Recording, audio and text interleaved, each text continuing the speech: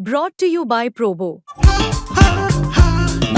ऐसे ही हाँ और ना का गेम है Probo the power of yes and no. The activity on this platform may be habit forming or financially risky. Participate responsibly. Hello, everyone joining us today at Sports Talk and Sports Today is none other than the renowned UFC bantamweight and one of my very favorite, Cory, the Sandman Sandhagen.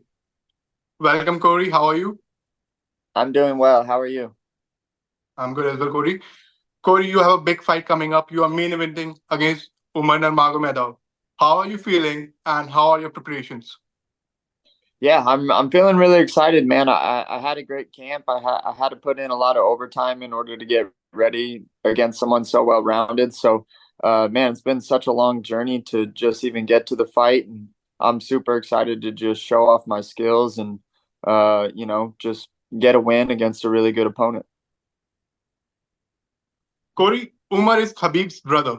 So that's saying the Dagestani wrestling plays a big factor in this fight. Like everyone is like made a big thing about it. Like no one has the answer to the Dagestani wrestling.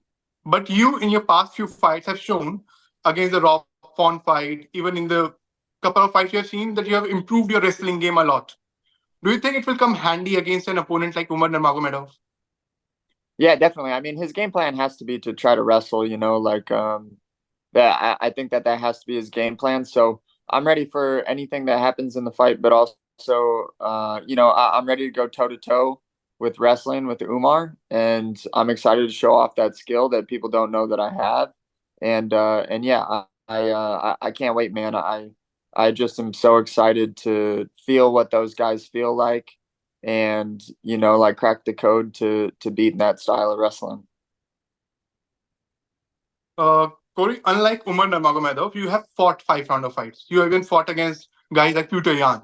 But Umar says that you can't last 5 rounds against him. You don't have the cardio for that. But what do you have to say about it? Yeah, I mean, he's wrong. I have great conditioning. I think that he's probably fallen back on, the Yan fight, which I took on 5 weeks notice, had to cut a decent amount of weight on 5 weeks, and then also fought the last 2 rounds pretty rocked from a punch that happened in the third round. So I'm pretty sure he's basing it off of that. And I think none of my other fights kind of show that I've been able to wear. But also, man, the pace that I fight at is more than these guys. Like I just fight at a much higher pace. So yeah, we'll see. We'll see who can last the 5 rounds. Like whenever I am discussing about Cory Sandhagen, I'm talking he's one of the most dangerous and slickest striker out there. Like beat your elbows or beat your knees, like it's always something to watch out for. And whenever we are talking about Cory Sandhagen, one thing that always come in our mind is the Frankie Edgar flying knee knockout. But one thing that no one's talked about is your reaction after that. Like while you're talking to the referee, you said, I didn't want to do that to Frankie. Like he's a legend of the game. But yeah, if it has to be someone, it has to be him. So what was like going in your mind at that point? Yeah, I mean, it was sad, and it was a really bad knockout. So I thought maybe I had actually hurt him kind of significantly, which you want to do in the moment of fighting, but you don't want to do when you're a human being when the fight is over. So I don't know, man. It's a tricky sport trying to navigate just the fact that fighting is hurting people, and I definitely don't like doing that. So, but that's what you need to be able to do when you're fighting at a really high level. And these guys are all very, very dangerous. But yeah, I remember after the Frankie fight, I just couldn't help but just feel really bad for him and his friends and family that were watching, and me be the cause of a lot of stress for them. But yeah, Frankie gets it and I get it. And that's just the way that the sport is. Like Cory, you're a really humble person. Like we see that through your answers or whenever you're in the cage or outside it. But you also have this switch. Like you're a really humble person. And to enter that cage, you become a really dangerous person. How does that switch works?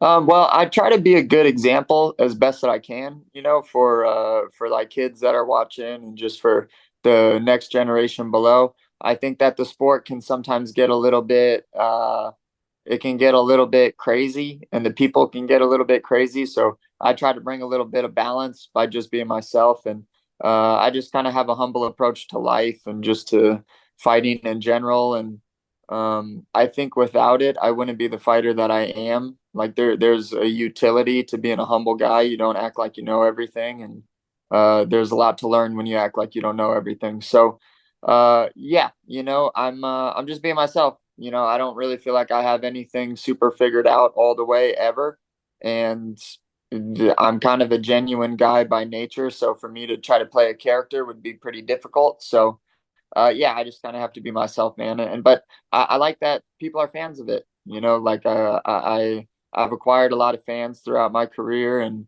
I think that it's cool that I've done it without having to be weird and quirky and all of that stuff. So Corey, I was watching one of your videos with Joe Rogan, and you were talking about like you don't have an interesting story of coming into MMA.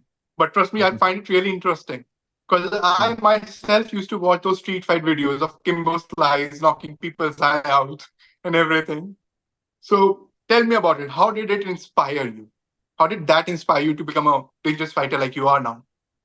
yeah, I mean, when you're a teenage boy, I feel like all that you really, I mean, at least for me, you want to be tough. You want to be like the toughest kid on the basketball court or playground or wherever it is that you are, and being tough is important. I was kind of a smaller kid growing up, so I never really felt like a tough kid, and um, I just wanted to feel tough. I wanted to feel like I could fight. The coolest kids were the ones that could fight and win, and that's just what I wanted to be. So, yeah, when I signed up at the age of 17 to do MMA, it was just I wanted to do a hobby that would be cool, and I could say that I could fight.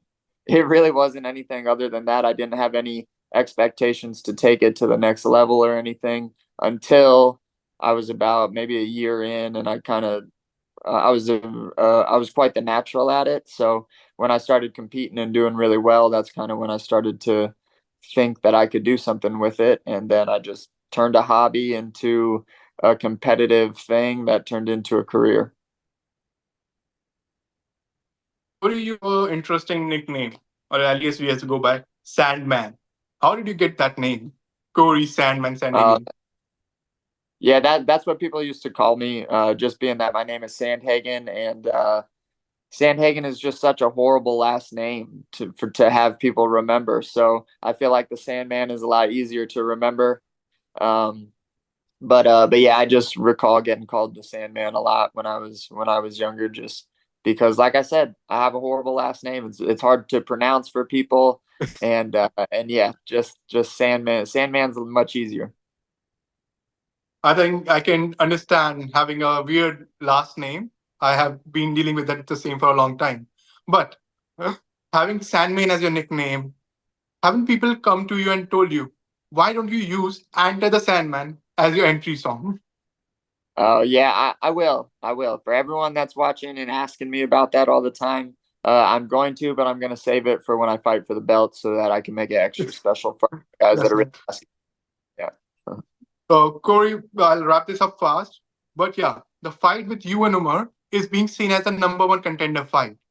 So, that means next you will face either Merab Dvalishvili or Sugar Sean O'Malley for the title. Who I do you think think it's will, going to be. Sorry, yeah, who do you sorry. I think didn't. will come out on top of that? And who do you want to fight?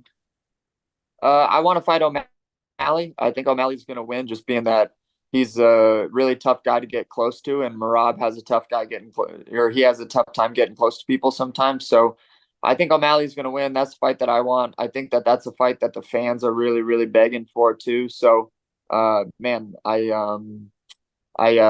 hope that he takes home the win. I take home the win this weekend, and then we can both, give the fans a fight that they're really, really looking forward to with gold on the line. Just makes it that much more exciting. Corey, thank you for your time. And before you end it, I would like to give, or like, hope if you can give some message for your fans in India. A Yeah. really, a small or like anything. A message for fans in Hey, India. what? Okay. Hey, what's up, India? This is Cory the Sandman Sandhagen here. I really appreciate your guys' support. I really can't wait to visit your guys' country one day. I almost was going to do it after this trip, but I got some stuff to do when I get home. Thank you guys for the support, and have a nice time watching me fight on Saturday. Thank you, Corey, and all the best for your upcoming fight. And I hope you get that win and get closer to the title once again. Okay, thank you. Have a good day. Match से जुड़े आपके हर सवाल का हम देंगे जवाब। जानने के लिए हर update, live analysis, special interviews download कीजिए स्पोर्ट्स तक ऐप।